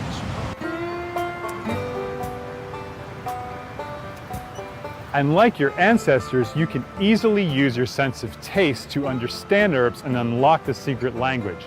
Taste is something you've been doing every day your whole life, so this is simple to learn. This yarrow is a common healing herb documented in many cultures. Someone starting out will learn in a book that it can help fevers. Now, instead, what if you first learned that yarrow is bitter? And as you learn more what Western and other traditions said about yarrow, you saw how all this plant wisdom fits together. And this helps you truly understand when and why you might use this plant. If you look closely on the wheel, you'll also notice the flowering stage of elderberries, the ones I picked earlier. They can be used in a similar way to yarrow. When you understand the secret language of herbs, one solution syndrome becomes a thing of the past. And your guide to understanding this language is Getting Results with Herbs. Getting Results with Herbs is an online course with herbalist and best-selling author Rosalee de la Forêt. This is the herbal flavor wheel, and it's your map for the entire training. There are 6 classes that you can either attend live or watch the replays. There is one full class on each of the 5 tastes on the wheel, and one final class to wrap things all together. In each session, you'll participate in a tasting experience with Rosalee to help you understand that flavor. Then, Rosalee provides a recipe for each herb on the wheel so you can learn the tastes of that herb in a hands-on way in your own kitchen. Finally, she provides detailed plant studies so you can learn all 18 herbs in detail. You will slowly integrate what you learn as you make each recipe over time in your own schedule. This is a hands-on course, so you get to taste the herbs since taste is the key to understanding energetics. And like I said, energetics is the forgotten part of modern herbalism. The part that makes you look beyond one solution syndrome and vending machine herbalism, and gives you the skill to effectively match an herb to a person in need. Now, getting results with herbs is offered just once a year, so if you want to join us, now is the time. We have cut the price of our annual fall course in half, so you can join Getting Results with Herbs for just one payment of $247 or 3 monthly payments of $97. This is about what you'd pay for a one-day live training, and you get so much more, including the ability to ask Rosalee questions for 6 weeks. This course is designed to fit to the busiest of schedules, and it's also designed to make sure you integrate what you learn. If you're new to herbalism, imagine cutting out years of confusion and overwhelm and trying to figure out how herbs work. If you have experience, imagine finally understanding herbal energetics and using it as a foundation on how you use herbs. All those herbal terms in the books will finally make sense, and no more staring down lists of herbs and taking a shot in the dark when you want to help somebody. You'll be able to find the right herb for the right remedies. When you have a map and a compass and you know how to use them, it's a lot harder to get lost. Please join us for Getting Results with Herbs, a course with Rosalee de la Forêt by Learning Herbs.